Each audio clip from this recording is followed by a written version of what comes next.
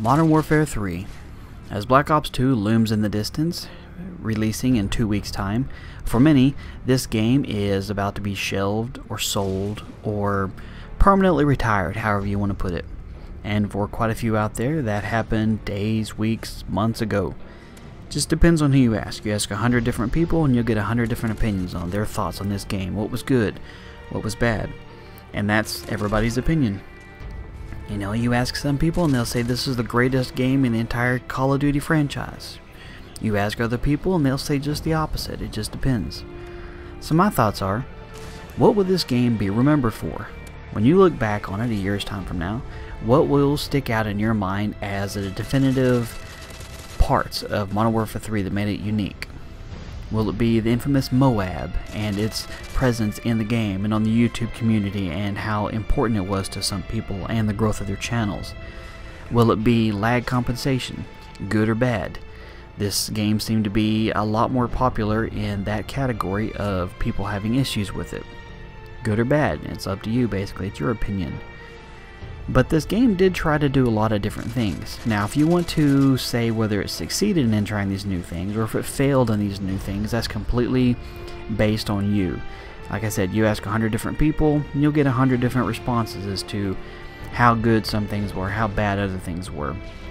So that is all relevant to you, basically, and what you think about it. But the game did try to implement some cool things, like the specialist kill streak, something that had never been done before. It was no longer did you just have the 3 kill streaks that you would grab a hold of, run through the game, earn, drop them in on your enemy, continue. Finally got a chance to become a super soldier. They designed it to try and implement for the rushers, for the guys that really like to get balls deep in enemy territory and really try and stick it to the enemy, try and give them a leg up to kind of give them a boost and help them out in rushing against enemy squads or whatever.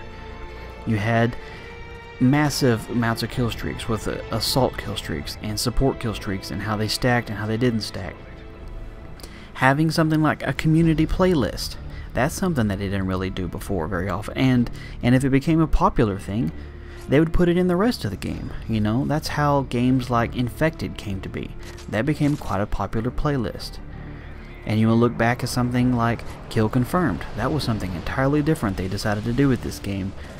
Good or bad, whether you liked it or not, it was received well enough in the community, they're bringing it back in Black Ops 2. Of course, they're adding their own flair to it.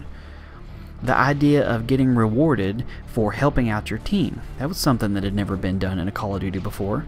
I mean, now, you're running your kill streaks, you get points for shooting down air support, you get points for taking objectives, capturing flags, sitting on bombs, whatever. So they really tried to award you for being a team player and playing the objective. Again, good or bad based on your opinion as to how well they actually implemented that. I'm not going to go into my opinions on the game, I'm trying to keep it positive. But it was something that at least they tried, and they was received well enough that that's something else they're putting in Black Ops. Now Treyarch is going to add their spin to it and add some more weight to it, so it's even more important to do that. But it's still one of those things that they decided to try, good or bad, worked or not worked, it still did well enough that they're going to continue doing that in future games. This game also brought about the first iteration of Call of Duty Elite. Good or bad, again, it depends on how you look at it there.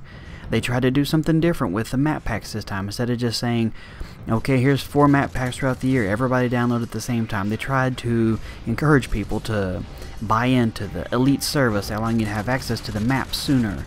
And they tried to release a lot more maps. I mean, they had a map pack every month or the entire year, pretty much.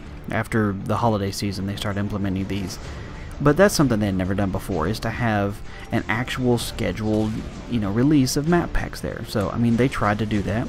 Once again, good or bad, based on how well you like the maps. And the Elite service itself, being able to log into a website and check your stats and customize your loadout and be able to sync it back with the game and really just kind of make it your own, and even having an app on your phone to be able to do that so you could change classes on the fly. It was something they tried to implement, and whether it worked the way it's supposed to or not, it depends on the person, but it was something new they tried to add to it. So again, This game brought a lot of good ideas to the mainstream, basically. It changed up the way a lot of things were done. And like I said, it depends on whether it was good or bad, is all up to you. How you think about it. So that's my question to you. In your eyes, what will you remember about this game? And trying to keep it positive if you can. I mean, please don't just rant in the comments about how this is the worst game ever made. That's a horrible game. It's broken. It's blah blah blah. Everybody who plays the game is aware of the problems it does have, and the issues that are out there, and whatever. I mean, those are aware of those. But what will you remember when you look back on the game?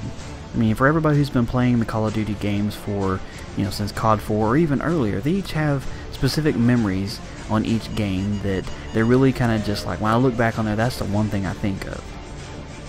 So that's my question to you. What will you remember about Modern Warfare 3? Let me know what you think. You guys take it easy, and I will talk to you later.